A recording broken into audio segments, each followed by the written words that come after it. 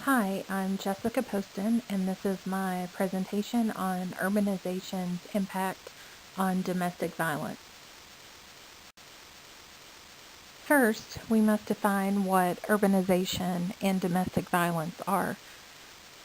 Looking on dictionary.com, I found that urbanization means taking on the characteristics of a city.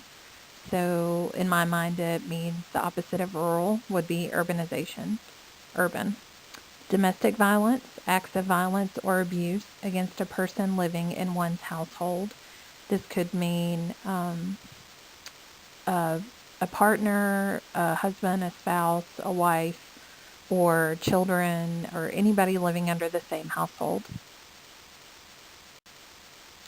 On this slide, you can notice a few stats for domestic violence, and these were taken from the United States. There were a lot of statistics that I found online, but these were just a few that kind of stuck out to me that I thought were important. 1 in 3 women and 1 in 4 men have been victims of physical violence by an intimate partner in their lifetime. In one day, a hotline for domestic violence can receive up to 20,000 phone calls regarding domestic violence abuse. 19% of domestic violence involves a weapon. Only 34% of people who experience domestic violence receive medical treatment for their injuries, which I found pretty astonishing. And I like this quote that I found online as well, that domestic violence has doesn't worry about your age, race, your sexual orientation, religion, gender. It can happen to anybody at any time. When talking about the urbanization's impact on domestic violence, I think you need to specify and look at the rural women who have come from these rural areas and that are now in a more urbanized setting, and how they were impacted by domestic violence as well, and what some of the factors might be, because I believe they do overlap. One factor would be there are less educational opportunities for women in rural communities. Also, 53% of women with high school diplomas married by 25 years old, as opposed to 37% of women who had bachelor's degrees, which you find women who have a higher level of education in the urban setting than you do in the rural setting.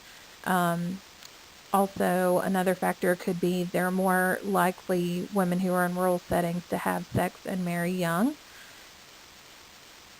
A lot of their goals could just be they see having children and being married at a young age as a great accomplishment and take more pride in that than their educational opportunities. There are also fewer healthcare options for rural women, and women in rural areas tend to worry more about their children and their families than they do for themselves. They're less likely to worry about family planning and contraception and also preventative care for themselves. They are also more likely to experience intimate partner violence, with 22% of rural women experiencing this as opposed to 15% in the urban area. There are also less resources to deal with domestic violence for people in rural communities than people in a more urban setting, and the reason is because of their isolation in the rural communities. Now that we have looked at the difference between rural and urban women, and as it relates to domestic violence, then we can look at urbanization's impact on domestic violence. Because of the overcrowding of people coming from rural communities into being more urbanized cities, there's a lot of overcrowding, a lot of slums that take place in these cities, and that could produce, have a greater impact on crime and not living up to human decency levels, where there's clean sanitation and water and that kind of thing, which could lead to more domestic violence. Also, insecurity over inequality. When people just when populations grow so fast and they become more urbanized in a quick manner, then a lot of people become insecure and feel like they need to keep up with the Joneses and have all this stuff.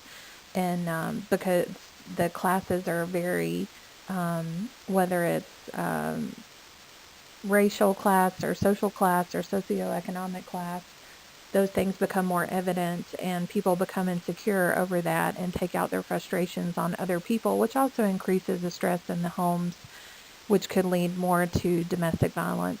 And then I have this chart here that I've added, which talks about the rate of violent victimization by poverty level and location of residents. So you can see in the urban setting that poor people in the urban setting experience more violent victimization than those in a suburban or a rural area, although the rural area, I will point out, is pretty high still, even for poor. But as the income becomes more and the socioeconomic status becomes higher, then the level of victimization and violent crimes become lower, which is what you would kind of expect.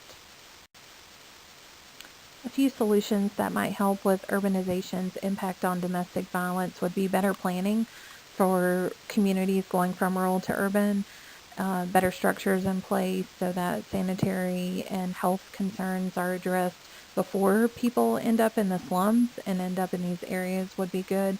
Investment also in youth programs where youth can grow up in a community surrounded by people that are educating them about domestic violence, about how to recognize it, how to not participate in it, and how to get help if you are in a situation where that is occurring. Also, improving policies on sanitation and also domestic violence and crime would also improve as well. Working with the local communities to identify these areas would also help to reduce the domestic violence in these urbanized areas.